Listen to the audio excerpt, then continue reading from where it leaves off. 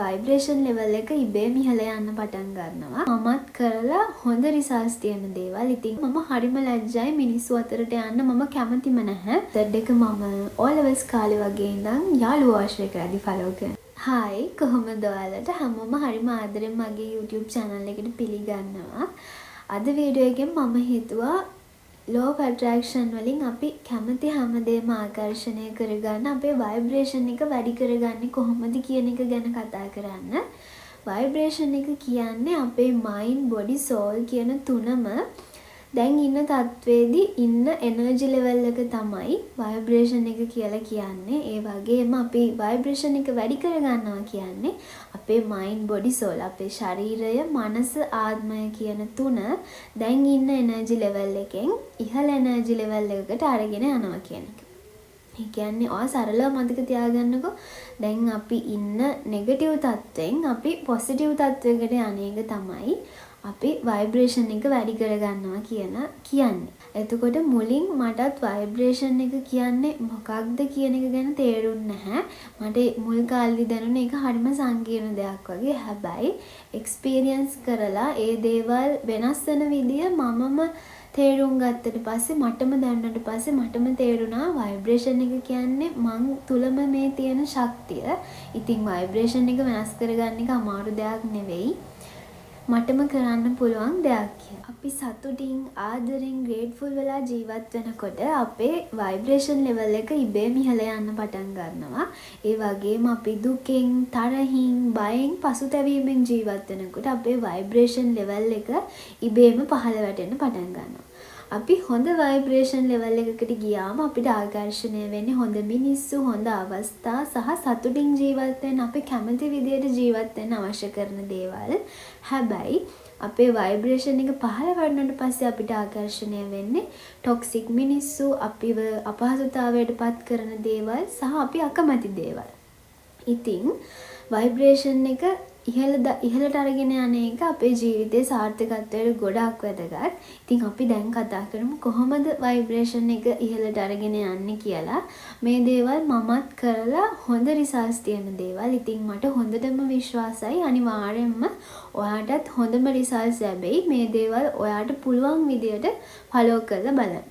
පළවෙනිම සහ හොඳම මෙතඩ් එක භාවනාව. මම මගේ හිත සංසුන් කරගන්න ඕන කියලා භාවනා කරන්න පටන් ගන්න ගිය අවුරුද්දේ අප්‍රේල් 14. දැන් අවුරුද්දකටත් ළඟයි. මට හැමදාම එක දිගට කරන්න පුළුවන් වෙලා නැහැ. මිස් වෙච්ච දවස් තියෙනවා. හැබැයි පුළුවන් හැම දවසකම කරා. කොහොම හරි භාවනා කරන්න පටන් ගන්න කලින් මම ගැන කිව්වොත් මම හරිම ලැජ්ජයි මිනිස්සු අතරට යන්න මම කැමතිම නැහැ. මම මිනිස්සුත් එක්ක කතා කරන්න ලැජ්ජයි. මම පැත්තකට වෙලා ඉන්නර හැංගිලා ඉන්න කැමති කෙනෙක්. වීඩියෝ එකකට මේ විදියට ෆේස් කරනවා කියන එක මට ඒ දවස්වල හීනයක්. මම සෝෂල් මීඩියා වලට ලොකුවට ෆොටෝ එකක්වත් දාන්නේ නැහැ. ඒ තරමට ලැජ්ජයි බයයි. ඉතින් භාවනා කරන්න පටන් ගන්න සති 3ක් විතර යද්දිම මගේ තිබ්බ බය නැති වෙලා ගියා. මම කලින් තිබ්බ නැති විදිහේ කොන්ෆිඩන්ස් එකක් මට හැදුණා. මම දන්න දේවල් සෝෂල් මීඩියා වලින් ෂෙයා කරන්න. මිනිස්සු ඒ දේවල් වලට නරක විදිහට ප්‍රතිචාර දක්වයිත් ඒ කිසිම දෙයක් ගැන බයක් නැතුව මට කොන්ෆිඩන්ස් ඇතුව සෝෂල් මීඩියා වලට මම ෆේස් කරන්න පටන් ගත්තා. ඉතින් භාවනාවෙන් මට ලැබුණු ලොකුම සහ මුල්ම දේ ඒක. ඒ වගේම භාවනා කරද්දි මටම තේරුම් යන පටන් ගත්තා මගේ තියෙන අඩුපාඩු මොනවද, මම ඒ අඩුපාඩු නැති කරගන්න මොනවද කරන්න ඕන කියන එක ගැන. ඒ වගේම තවත් බෙනිෆිට් එකක් ලැබුණා භාවනාවෙන්. මම හරිම අමාරුවෙන් අල්ලගෙන හිටපු දේවල් මට නරකක් වෙන මට කිසිම ප්‍රයෝජනයක් නැති අමාරුවෙන් අල්ලගෙන හිටපු දේවල් හරිම ලේසියෙන් මට අත්හරින්න භාවනාව නිසා පුළුවන් වුණා. ඉතින් භාවනාව තමයි අපේ vibration එක වැඩි කරගන්න හොඳම මෙතඩ් එක. දෙවෙනි මෙතඩ් එක toxic මිනිස්සුන්ගෙන් ඈත් වෙන එක. මේ මෙතඩ් එක මම O levels කාලේ වගේ ඉඳන් යාළුවෝ ආශ්‍රය කරද්දි follow කරනවා. මාව එකපාරක් හරි රවට්ටනවා නම්, මාව රිද්දලා තියනවා නම්, මට බොරු කරලා තියනවා නම් ඊළඟ දවසේ නම් එයා මගේ යාළුවෙක් නෙවෙයි, අඳුරන කෙනෙක් විතරයි. මම කලින් එයාට මගේ ජීවිතේ තිබ්බ ඉඩ ආයෙත් දෙන්නේ නැහැ. මම මගේ දේවල් එයාලා එක්ක ෂෙයා කරගන්නෙත් නැහැ. රණ්ඩු වෙන තරහ වෙන්නේ නැහැ. හැබැයි මම එයාලත් එක්ක අනවශ්‍ය විදිහට කනෙක්ෂන්ස් පවත්වන එක නතර කරනවා. සමහර අය ඉන්නවා ඉන්න එක යාළුවයි ඒ යාළුවා මාර ටොක්සික් කරන්නෙම කකුලෙන් අදින වැඩ කරන්නෙම හිත රිදෙන වැඩ. හැබැයි ඒ මනුස්සයා නැති වුණොත් Tamanට යාළුවෙක් නෑ මම තනි වෙයි කියලා හිතලා එයා එක්කම අමාරුවෙන් එළිලා ඉන්නවා. හැබැයි මතක තියාගන්න එයා නැති වුණොත් ඔයාගේ ජීවිතේට වෙයි කියලා ඔයා හිතන හානියට වඩා හානියක් ඔයා එයා එක්ක ඉන්න එකෙන් ඔයාට වෙනවා.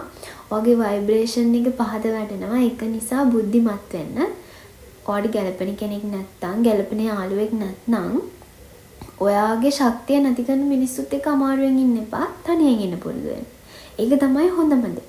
මේ මෙතඩ් එක යාළුවෝ ආශ්‍රය කරද්දි විතරක් නෙමෙයි ජීවිතේ තියෙන ඕනම කනෙක්ෂන් එකකදී ෆලෝ කරන්න ගර්ල්ෆ්‍රෙන්ඩ් බොයිෆ්‍රෙන්ඩ් වෙන ළඟ ඕනම කනෙක්ෂන් එකකදී කවුරු හරි කෙනෙක් ඔයාව කනෙක්ෂන් එක ඇතුලේ අනවශ්‍ය විදිහට මහන්සි කරනවා නම් අපහසුතාවයට පත් කරනවා නම් ඔයාව ඉන්න තැනින් පහතට ඇදලා දානවා නම් එයාව ඔයාගේ ජීවිතෙන් ඈත් කරලා තියන තරම් බුද්ධිමත් වෙන්න. ඒක තමයි හොඳම දේ. මොකද හැම දෙයකටම වඩා වටින්නේ ඔයාගේ ভাইබ්‍රේෂන් ලෙවල් එක ඉහළ මට්ටමක තියාගන්න එක. තුන්වෙනි මෙතඩ් එක සෝෂල් මීඩියා ගැන. මම දැන් අවුරුදු 3කින් විතර Facebook හරියට යූස් කරලා නැහැ. මම දැන් හරි ගොඩක් try කරනවා අනිත් platforms වගේම ආසාවෙන් ඒකත් යූස් කරන. හැබැයි මට තාමත් බෑ. මට තාමත් ඒ ගැන කැමැත්තක් නැහැ. මොකද මන් දන්නේ මට විතරක් වෙන දෙයක්ද කියලා ෆලෝ කරලත් නැහැ. හැබැයි මට Facebook එකට ගියාම පේන්නෙම ඕප දූප කාට හරි බැනලා තියෙන දේවල් වැඩක්ම නැති දේවල්. ඉතින් ඒව දැක්කම ඔළුව අවුල් වෙනවා. ඉතින් ඒ වගේ ඕප දූප වැඩක් නැති දේවල් බලද්දි අපේ ভাইබ්‍රේෂන් එක ඉබේම පහත වැටෙනවා. මම කියන්නේ ඔයාලට යූස් කරන්න එපා කියලා. හැබැයි ඕනම platform එකක ඔයා ෆලෝ කරන, ඔයාව ලයික් කරන, ඔයා බලන දේවල් ගැන ගොඩාක් සැලකිලිමත් වෙන්න. අපි බලන දේවල්, අපි දකින දේවල්, අපිට ඇහෙන දේවල් අපේ ভাইබ්‍රේෂන් එකට ගොඩක් බලපානවා.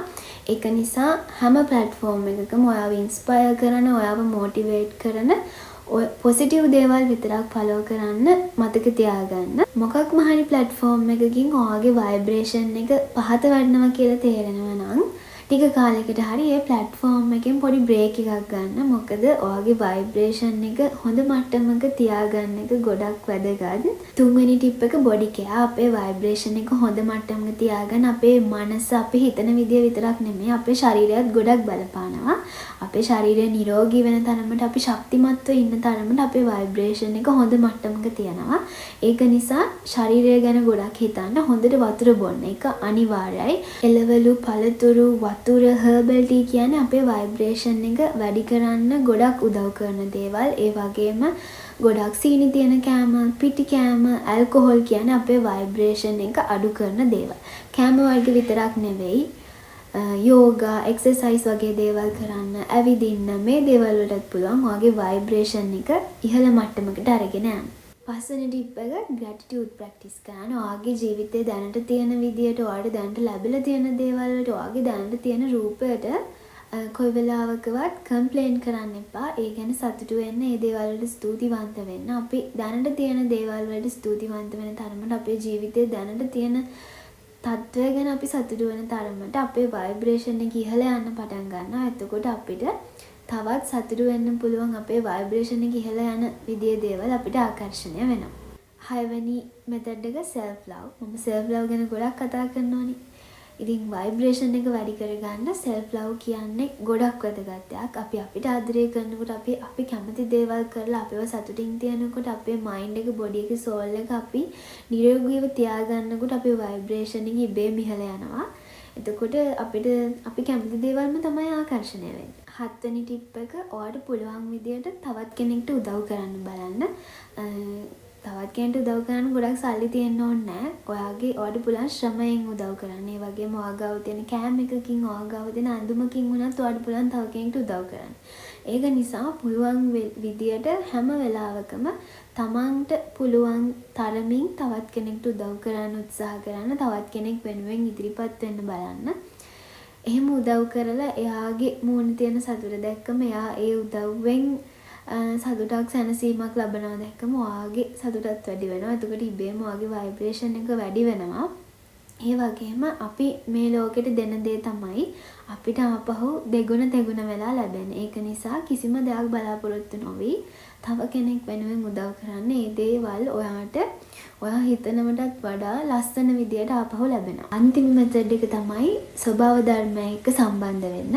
අපි කියන්නේ මනුස්සයා කියන්නේ ස්වභාව ධර්මයේ කොටසක්. ඉතින් අපි තව තවත් ස්වභාව ධර්මය එක්ක සම්බන්ධ වෙනවා කියන්නේ අපේ ශක්තිය වැඩි වෙනවා කියන එක, අපේ ভাইබ්‍රේෂන් එක වැඩි වෙනවා කියන එක. තනිකොළ උඩ ඇවිදින එක, ඉර එළිය, මුහුදු රළ, වැස්ස, ගහකොළ කියන්නේ අපේ ভাইබ්‍රේෂන් එක වැඩි කරන්න ගොඩාක් උදව් වෙන දේවල්. ස්වභාවික පරිසරයක කාලය ගත කරන ඔයාගේ ভাইබ්‍රේෂන් එක ඉබේම වැඩි වෙන්න පටන් ගන්නවා. මේ දේවල් තමයි මම එක්ස්පීරියන්ස් කරලා මට හොඳ ප්‍රතිඵල ලැබුණ ভাইබ්‍රේෂන් එක ඉහළට අරන් යන්න පුළුවන් මෙතඩ්ස්. මේ දේවල් ඔයාලගේ ජීවිතේට එකතු කරගෙන බලන්න. එතකොට අමතුවෙන් ভাইබ්‍රේෂන් එක වැඩි කරගන්නේ කොහොමද කිය කරදර වෙවි ඉන්න ඕන නැහැ. ඔයාගේ ভাইබ්‍රේෂන් එකත් වැඩි වෙනවා. ඔයා ආස ජීවිතේට ඔයාලට ටික ටික ආකර්ෂණය වෙන්න පටන් ගන්නවා. ඉතින් මම හිතනවා අද වීඩියෝ එක ඔයාලට වැදගත් වෙන්න ඇති කියලා. අලුත් වීඩියෝ එකකින් ඉක්මනට හම්බෙමු. හැමෝම සතුටින් පරිස්සමින් ඉන්න.